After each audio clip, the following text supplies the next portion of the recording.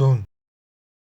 Temir taxt, uzoq davom etuvchi qish, bir-birini suyagigacha qatishga tayyor bo'lgan insonlar va albatta ajdarlar. Barchaga assalomu alaykum do'stlar.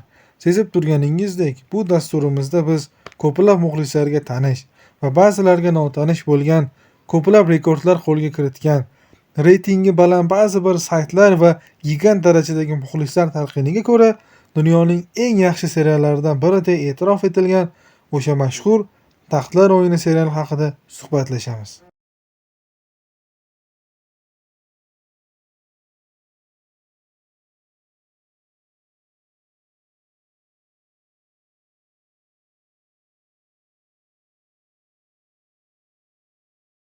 Adib Jorj Martinning Muz va olov qo'shig'i romani asosida suratga olingan ushbu serial ilmiy fantastik janrida bo'lib, o'zida o'rta asrlar muhitini aks ettirgan davr haqida so'zlaydi.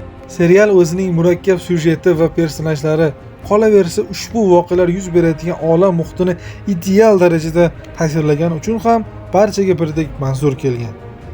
Rang-barang kadrlar, xilma-xil muhit, xalq va madaniyatlar, ajoyib va esda qolarli lokatsiyalar sizni umuman zeriktirib qo'ymaydi.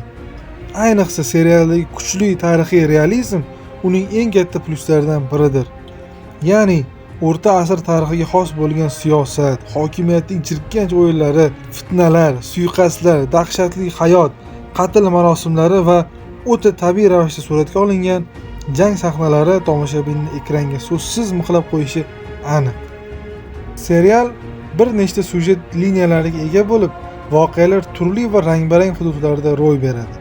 Mo'g'ul qabilalarini eslatuvchi dothrakiyaliklar hamda Yunon va Rim madaniyatiga xos bo'lgan Kvart va Mira shaharlari o'zining issiq muhit va ranglariga hamda injiq, nozik tabiatiga ega bo'lsa, shimoldagi joylashgan ulkan devor, yovvoyilar, shimol xalqi o'zining sovuq ob-havosi va beshafqat tabiati bilan sizni batamom boshqa muhitga olib kirib qo'yadi. Syujetga kelsak, serial voqealari xayoliy Westeros qit'asida joylashgan va butun bir qit'ani o'z ichiga oladigan 7 qirollik deb ataluvchi davlatda sodir bo'ladi. Va albatta nomidan ham aytib turibdiki, serial qirollikdagi ulkan oilalarning hokimiyat va taxt uchun kurash haqida so'zlaydi. Taxtlar o'yini seriali qonli va jangovar sahnalari, muhtasham lokatsiyalari va vizual effektlari bilan barchaning xotirasida muhrlangan. Ammo bu serialning asosiy fishkasi, mening fikrimcha, bu syujetdagi tub burilishlardir.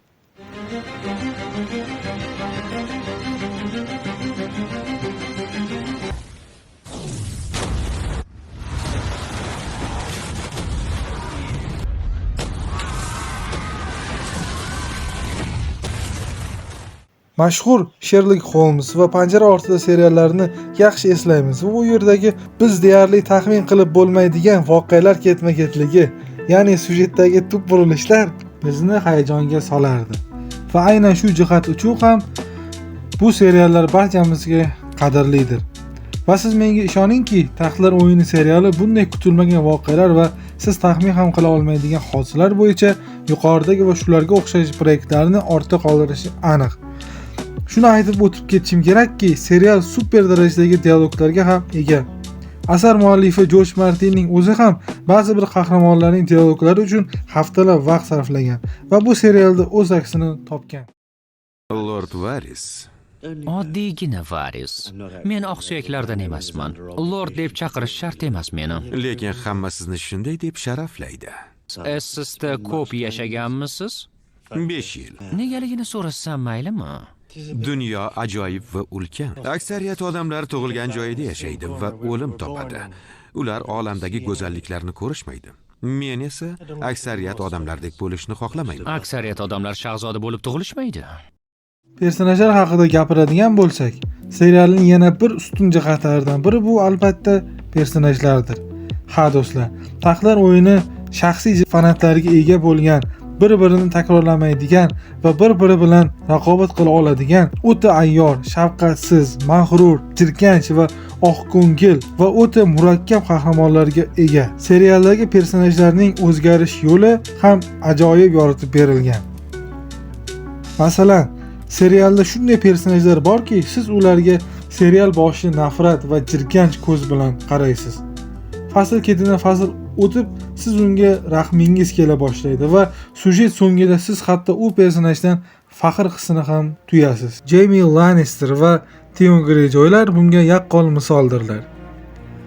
Aktyorlar jamoasiga keladigan bo'lsak, serial muhit va voqealariga mos bo'lgan ajoyib aktyorlar jamoasiga ega. Ba'zi personajlarga aktyorlar o'ta mohirlik bilan tanlanganki, xuddi aynan shu inson uchun ushbu obraz yaratilganga o'xshaydi. Aynan shunday obrazlardan biri va men uni eslab o'tmasam bo'lmaydi, ko'plab muxlislarning mehrini qozongan va ular e'tirofiga ko'ra serialning asl qahramoni deya ta'riflangan inson bu albatta pakana Tyrion Lannister obrazini gavdalantirgan Peter Dinklage'dir. Ha, o'zining mohirona ijrosi bilan tomoshabinni hayratga solgan va shuni aytish kerakki, 10 yil davomida suratga olingan serial aktyorlar jamoasining 4 marta eng yaxshi aktyor nominatsiyasida Emmy mukofotini qo'lga kiritgan yagona erkak aktyor ham Peter Dinklage'dir. Drama series goes to Peter Dinklage.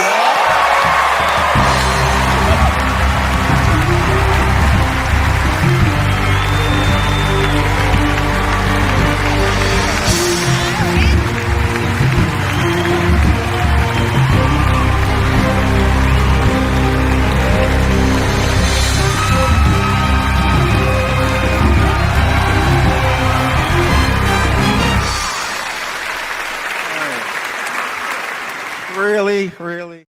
Ha, yana serialning plyus taraflaridan biri bu albatta vizual effektlaridir. Ya'ni grafika. Birgina ajdarlarning o'zigagina 30 dan ortiq vizual effekt ustalari ish olib borishgan. Hatto vizual effektlar bo'yicha mukofotlar sonining ko'pligi uchun ham Guinness rekordchisi hisoblanadi. Bu esa proyektning qanchalar sifatliligidan darak beradi. Ha, albatta, kamchiliklar yo'q emas, hatto kam ham emas. Ayniqsa so'nggi fasllardagi syujetdagi yo'l qo'yilgan xatolar tomoshabinlarning ancha e'tiroziga sabab bo'lgan. Ammo guruch ko'rmaksiz bo'lmaydi deganlaridek, bu serialni ko'rmaslik uchun bahona bo'la olmaydi. Qisqasi xulosa qilib aytadigan bo'lsak, serial ko'rishga albatta arziydi va bundan siz hech ham afsuslanmaysiz. Shubhasiz serial eng yaxshi proyektlardan biridir. Xullas kalom, serial haqida tayyorlagan qisqacha tahlilimiz shundan iborat edi. Kanalimiz yangi va bu bizning birinchi kontentimiz. Shuning uchun xato va kamchiliklar uchun uzr so'raymiz. Biz bilan birga bo'ling, chunki biz rivojlanishda va bundan da yaxshi va sifatli kontentlar qilishda davom etamiz. Sog' va salomat bo'ling.